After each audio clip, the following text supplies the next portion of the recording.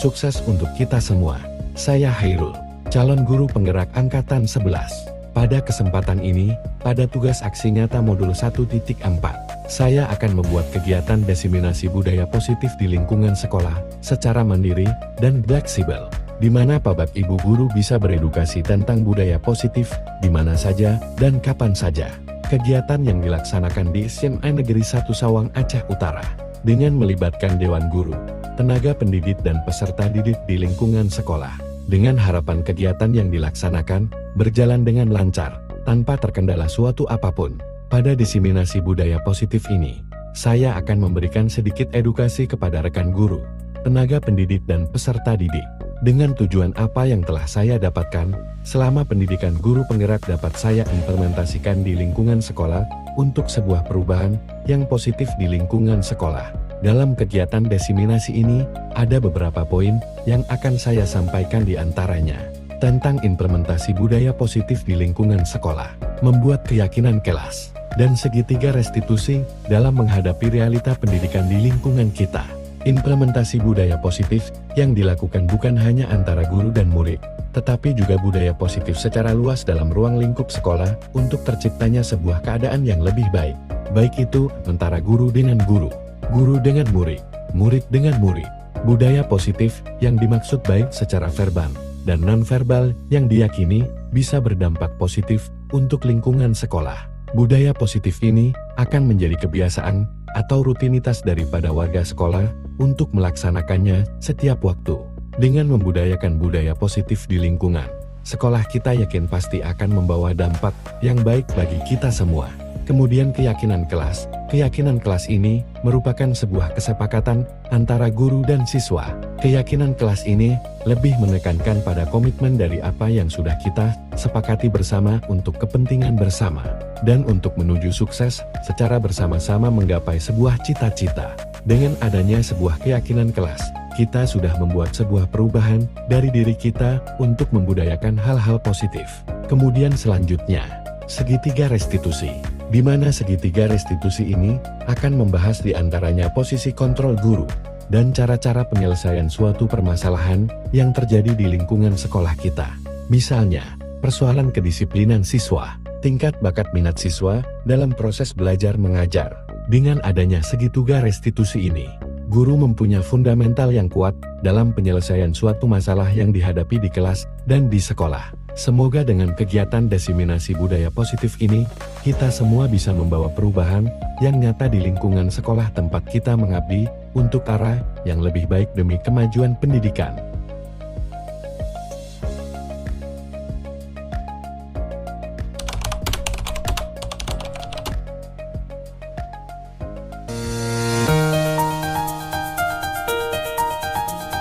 Saya Hairul Iqbal, calon guru penggerak angkatan 11 Kabupaten Aceh Utara. Pada kesempatan kali ini, saya akan membuat sebuah video praktik segitiga restitusi. Segitiga restitusi merupakan proses dialog yang dilakukan guru atau orang tua agar dapat menghasilkan murid atau anak yang mandiri dan bertanggung jawab. Segitiga restitusi terhadap 3 tahapan. 1. Menstabilkan identitas.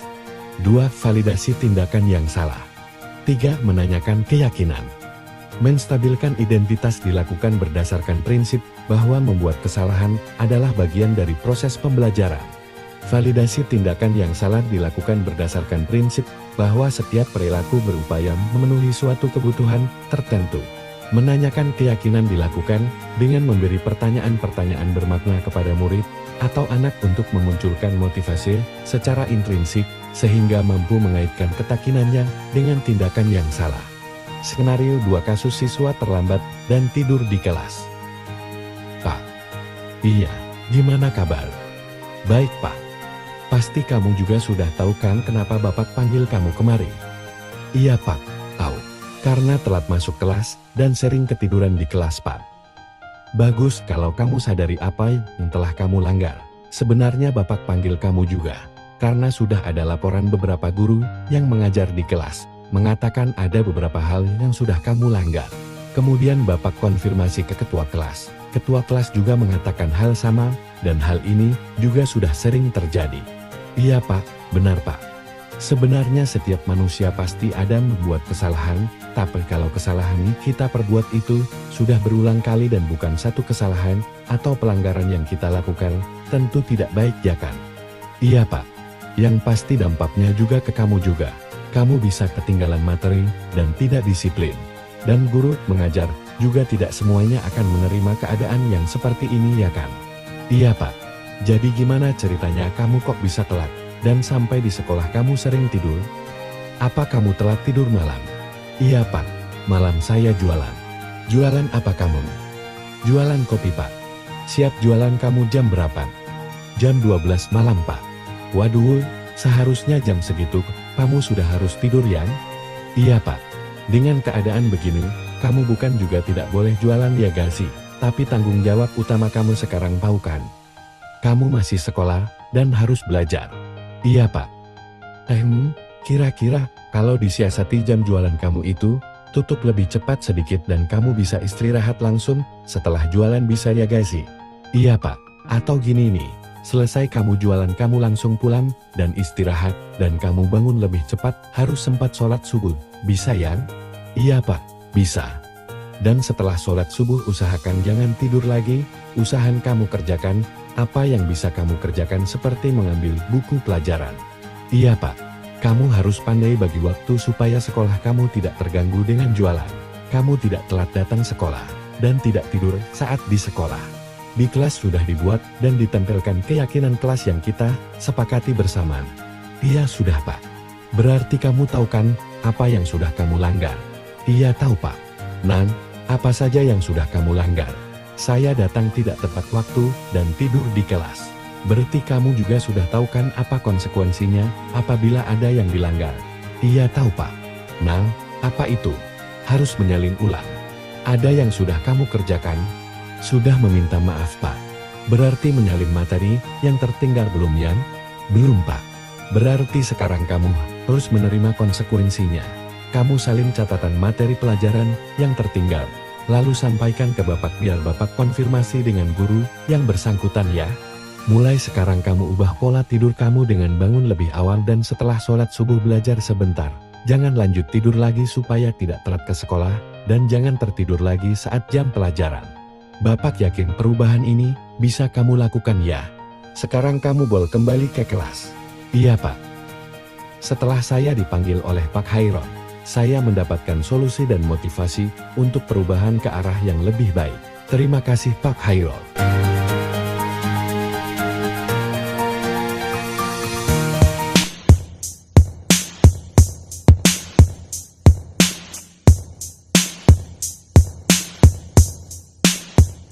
Pada materi ini, koneksi antar materi, membahas tentang budaya positif, dan ada beberapa pertanyaan yang berkaitan dengan penerapan budaya positif di lingkungan sekolah, nilai-nilai guru penggerak, dan segitiga restitusi. Harapan dengan deskripsi ini bisa menambah wawasan bagi saya pribadi dan bagi rekan-rekan guru lainnya dalam penerapan dan implementasi di sekolah. Sejauh mana pemahaman Anda tentang konsep-konsep inti yang telah Anda pelajari di modul ini, yaitu disiplin positif, teori kontrol, teori motivasi, hukuman dan penghargaan, posisi kontrol guru, kebutuhan dasar manusia, keyakinan kelas, dan segitiga restitusi. Adakah hal-hal yang menarik untuk Anda dan di luar dugaan?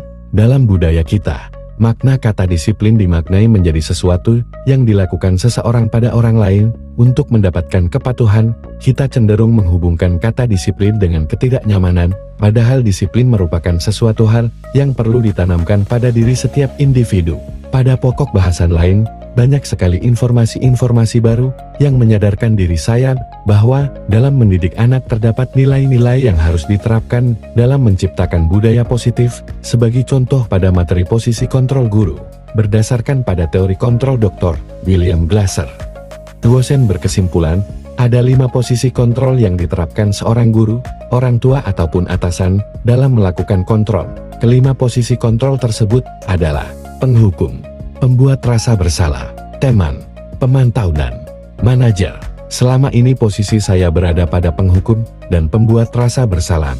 Tentunya hal ini sangat bertentangan dengan filosofi pembelajaran yang diinginkan oleh Ki Hajar Dewantara di mana kita harus bisa memanusiakan manusia dan menuntun kodrat anak sesuai dengan zamannya. Dalam memberikan pelayanan ke siswa dan mempunishment, kita sebagai guru harus bisa berada pada posisi manager. Ada langkah dan tahapan yang harus kita lakukan dalam mendidik anak terkait dengan kesalahan yang mereka buat. Perubahan apa yang terjadi pada cara berpikir Anda dalam menciptakan budaya positif di kelas maupun sekolah Anda setelah mempelajari modul ini? Perubahan yang terjadi setelah mempelajari modul budaya positif, yaitu memperbaiki kesalahan dalam mendidik murid di sekolah. Kita tahu bahwa pasti setiap hari akan ada anak yang berbuat salah. Kita sebagai guru harus tahu bahwa kesalahan yang diperbuat oleh anak tersebut dapat diperbaiki melalui penerapan budaya positif. Sebagai seorang pendidik, harus bisa memahami kebutuhan dasar anak terlebih dahulu, supaya bisa dicari akar permasalahan si anak tersebut melakukan kesalahan. Selain itu, budaya positif harus segera diterapkan, karena dengan kita menerapkan budaya positif tujuan pendidikan dapat segera terwujud. Tentunya hal ini harus dibarengi dengan kesadaran dari seluruh warga sekolah. Poin utama pada penerapan budaya positif, yaitu dimulai dari menciptakan kebiasaan positif yang akan berdampak pada terciptanya budaya positif di sekolah. Pengalaman seperti apakah yang pernah Anda alami terkait penerapan konsep-konsep inti dalam modul budaya positif baik di lingkup kelas maupun sekolah Anda? Pengalaman yang saya alami terkait penerapan budaya positif, yaitu rasa keinginan untuk menyelesaikan suatu masalah dengan penerapan budaya positif. Namun seringkali masalah tersebut berbenturan dengan aturan sekolah, yang menurut pendapat saya kita tidak bisa menerapkan segitiga restitusi pada kasus-kasus tertentu. Semisal, anak yang terlibat kriminal, apakah cukup dengan menerapkan segitiga restitusi? Hal inilah yang akan saya bangun dengan menyadarkan seluruh komponen warga sekolah untuk bertindak preventif dalam menekan masalah yang timbul di sekolah. Saya berkeinginan untuk memposisikan diri sebagai manajer. Namun kebiasaan dan budaya di sekolah saat ini masih menerapkan hukuman sebagai tindakan yang paling efektif dalam menerapkan kedisiplinan pada anak. Bagaimanakah perasaan Anda ketika mengalami hal-hal tersebut? Perasaan saya selama ini dalam mendisiplinkan siswa masih berada pada tingkatan sebagai penghukum dalam posisi kontrol. Saya memiliki keinginan untuk memposisikan diri sebagai seorang manajer, berusaha memperbaiki kesalahan yang sudah saya lakukan pada waktu sebelumnya. Dengan menempatkan diri sebagai seorang manajer, rasanya bahagia ketika kita mampu mendisiplinkan anak sesuai dengan langkah terbaik, supaya siswa memiliki nilai budaya positif dari dalam dirinya, bukan bersikap disiplin karena ada stimulus atau rangsangan dari luar. Perasaan saya lebih tertantang untuk mengimplementasikan posisi sebagai pendidik sebagai manajer dan menerangkan segitiga restitusi dalam menyelesaikan beberapa kasus indisipliner peserta didik. Karena dengan menempatkan kepada peserta didik untuk melatih mempertanggungjawabkan perilaku dan mendukung menemukan solusi atas permasalahannya. Menurut Anda, terkait pengalaman dalam penerapan konsep-konsep tersebut, hal apa sajakah yang sudah baik? Adakah yang perlu diperbaiki?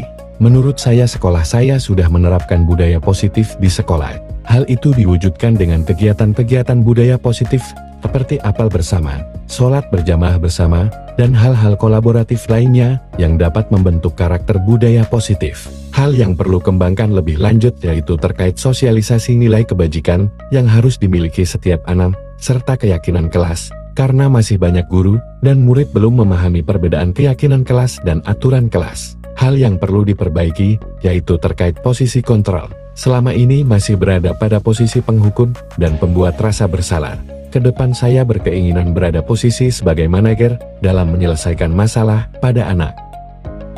Sebelum mempelajari modul ini, ketika berinteraksi dengan murid, berdasarkan 5 posisi kontrol, posisi manakah yang paling sering Anda pakai, dan bagaimana perasaan Anda saat itu? Setelah mempelajari modul ini, posisi apa yang Anda pakai, dan bagaimana perasaan Anda sekarang? Apa perbedaannya? Sebelum saya mempelajari modul posisi kontrol, posisi saya yang sering saya terapkan ketika berinteraksi dengan siswa adalah sebagai penghukum dan pembuat rasa bersalah. Perasaan saya saat itu merasa dua hal itu merupakan cara yang sudah benar dan terbaik, karena selama ini semasa sekolah dan awal menjadi seorang guru hal tersebut sudah menjadi kebiasaan yang menjadi budaya. Selain itu, cara yang saya terapkan kadang membuahkan hasil. Terkadang gagal, bahkan peristiwa yang sama terulang kembali alias bersifat sementara. Setelah mempelajari teori posisi kontrol posisi yang saya gunakan yaitu sebagai pemantau dan manajer, perasaan yang saya alami yaitu saya menjadi lebih tenang. Siswa lebih mudah menerima dan sadar tentang kesalahan yang dia perbuat, sehingga siswa menjadi tergerak hatinya untuk berubah dari dalam dirinya sendiri, bukan dari paksaan atau rangsangan dari luar. Perbedaan yang paling menonjol yaitu tentang peristiwanya. Jika kita memposisikan diri sebagai penghukum, maka perubahan siswa hanya bersifat sementara. Sedangkan ketika kita memposisikan diri sebagai manajer, maka siswa akan tergerak hatinya untuk berbuat dan memperbaiki kesalahan, dan perubahan tersebut tidak bersifat sementara. Sebelum mempelajari modul ini, pernahkah Anda menerapkan segitiga restitusi ketika menghadapi permasalahan murid Anda? Jika iya, tahap mana yang Anda praktekkan dan bagaimana Anda mempraktekannya? Sebelumnya saya sudah melakukan langkah segitiga restitusi, namun tidak secara urut dan benar. Dalam hal ini, saya melakukan hanya sebatas memvalidasi tindakan yang salah, yang dilanjutkan dengan proses menghukum, sehingga dua langkah segitiga restitusi yang lainnya tidak dilakukan. Selain konsep-konsep yang disampaikan dalam modul ini, adakah hal-hal lain yang menurut Anda penting untuk dipelajari dalam proses menciptakan budaya positif baik di lingkungan kelas maupun sekolah? Selain filosofi Ki Hajar Dewantara, budaya positif juga berkaitan erat dengan nilai dan peran guru penggerak serta visi guru penggerak. Peran guru penggerak sebagai pemimpin pembelajaran dan mewujudkan kepemimpinan murid sangat perlu dilakukan. Selain itu, peran sebagai pemimpin pembelajaran adalah memberikan lingkungan dan kondisi yang menyenangkan bagi siswa. Melalui keyakinan kelas akan menciptakan lingkungan yang menyenangkan bagi siswa dalam belajar, tidak hanya berpedoman pada aturan kelas. Demikian sedikit pembahasan dan beberapa pertanyaan tentang budaya positif di lingkungan sekolah. Dengan harapan ini bisa berguna bagi kita semua dalam implementasi di sekolah. Pada kesempatan yang baik ini, di momen diseminasi ini, saya menyajikan video singkat untuk kita pelajari secara mandiri. Semoga dengan penyajian video singkat ini bisa bermanfaat bagi saya dan bagi Bapak Ibu yang menonton. Penerapan budaya positif di sekolah. Latar belakang. Ki Hajar Dewantara berpendapat bahwa pendidikan adalah pembudayaan buah budi manusia yang beradab dan buah perjuangan manusia terhadap dua kekuatan yang selalu mengelilingi hidup manusia yaitu kodrat alam dan zaman atau masyarakat Dewantara II, 1994. Dengan demikian, pendidikan itu sifatnya hakiki bagi manusia sepanjang peradabannya, seiring perubahan zaman dan berkaitan dengan usaha manusia untuk memerdekakan batin dan lahir sehingga manusia tidak tergantung kepada orang lain akan tetapi bersandar atas kekuatan sendiri. Sedang pengajaran adalah pendidikan dengan cara memberi ilmu atau pengetahuan agar bermanfaat bagi kehidupan lahir dan batin Dewantara I tahun 2004. Pendidikan adalah tempat persemaian benih-benih kebudayaan dalam masyarakat. KHD memiliki keyakinan bahwa untuk menciptakan manusia Indonesia yang beradab maka pendidikan menjadi salah satu kunci utama untuk mencapainya. Pendidikan dapat menjadi ruang berlatih dan bertumbuhnya nilai-nilai kemanusiaan yang dapat diteruskan atau diwariskan. Maksud pendidikan adalah menuntun segala kekuatan kodrat yang ada pada anak-anak, agar mereka dapat mencapai keselamatan dan kebahagiaan yang setinggi-tingginya baik sebagai manusia maupun anggota masyarakat. Pendidik itu hanya dapat menuntun tumbuh atau hidupnya kekuatan kodrat yang ada pada anak-anak, agar dapat memperbaiki lakunya, bukan dasarnya hidup dan tumbuhnya kekuatan kodrat anak. Adapun tujuan penerapan budaya positif ini adalah 1. Menerapkan budaya positif di kelas. 2. Menumbuhkan karakter dari kesehariannya seperti mandiri, tanggung jawab, percaya diri, disiplin, saling menghormati, saling menghargai antar siswa, guru untuk mewujudkan profil pelajar Pancasila. Untuk mengetahui sejauh mana kegiatan ini sudah dilakukan dan untuk mengontrol kegiatan agar tetap terarah pada tujuan yang sudah ditetapkan, maka tolak ukur yang digunakan adalah sebagai berikut. 1. Membuat keyakinan kelas di mana kesepakatan itu bisa dilaksanakan dengan sebaik-baiknya oleh semua murid di kelas tersebut. 2. Guru dan murid konsisten dalam menjalankan keyakinan kelas yang sudah disepakati. Lini masa tindakan yang akan dilakukan. 1. Melakukan perencanaan. 2. Mengkomunikasikan perencanaan kepada kepala sekolah. 3. Mensosialisasikan budaya positif ke kepala sekolah, guru, tenaga kependidikan, peserta didik, komite sekolah, dan masyarakat sekitar. 4. Melibatkan semua warga kelas untuk membuat kesepakatan kelas masing-masing. 5. Melakukan kolaborasi dengan wali kelas untuk mengontrol perilaku murid. 6. Menfungsikan ekstrakurikuler yang ada di sekolah untuk menumbuhkan budaya positif dan menjadi media pembiasaan dan penanaman nilai profil pelajar Pancasila. 7. Melakukan evaluasi dan refleksi. Pelaksanaan penerapan budaya positif. Aksi nyata yang saya lakukan memanfaatkan waktu menjelang akhir tahun pelajaran dan memanfaatkan waktu jeda sebelum pembagian rapor dengan kondisi pembelajaran tatap muka PTM terbatas masa transisi, yaitu menciptakan suasana lingkungan sekolah dan kelas belajar masing-masing murid yang nyaman ketika pembelajaran berlangsung sesuai yang diinginkan murid. Guru mengamati situasi dan kondisi keadaan sekolah saat ini yang telah melaksanakan PTM terbatas di masa pandemi setelah 2 tahun berjalannya PJJ. Dari hasil pengamatan tersebut, guru meyakini diperlukannya upaya mendidik sekaligus memberi teladan kepada murid akan pentingnya menghargai diri sendiri dan orang lain di sekitarnya. Dapat dipahami bahwa pandemi telah membatasi murid-murid dalam melakukan interaksi dengan orang lain di sekolah. Maka tentu ini tugas guru mengajarkan budaya positif pada murid. Adapun langkah-langkah aksi nyata yang dilakukan oleh guru. 1. Melakukan pertemuan dan berkolaborasi dengan kepala sekolah, orang tua wali murid, wali kelas dan seluruh guru sejawat untuk penerapan budaya positif di sekolah. Seluruh elemen tersebut akan selalu terlibat dan sangat menentukan dalam keberhasilan aksi nyata ini.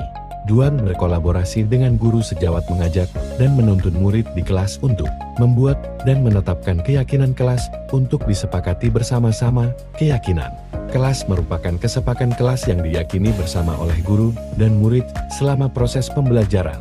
3. Memfasilitasi seluruh warga sekolah untuk menyusun aturan sekolah yang menanamkan budaya positif, memberikan penguatan tentang keyakinan dalam suatu peraturan. 4. Memfungsikan ekstrakurikuler yang ada di sekolah untuk menumbuhkan budaya positif dan menjadi media pembiasaan dan penanaman nilai-nilai profil pelajar Pancasila. Nilai-nilai pembiasaan positif yang diharapkan akan melahirkan profil pelajar Pancasila yang mempunyai 6 nilai yaitu 1. Beriman, bertakwa kepada Tuhan YME, dan berakhlak mulia. 2. Berkebinekaan global. 3. Bergotong royong. 4.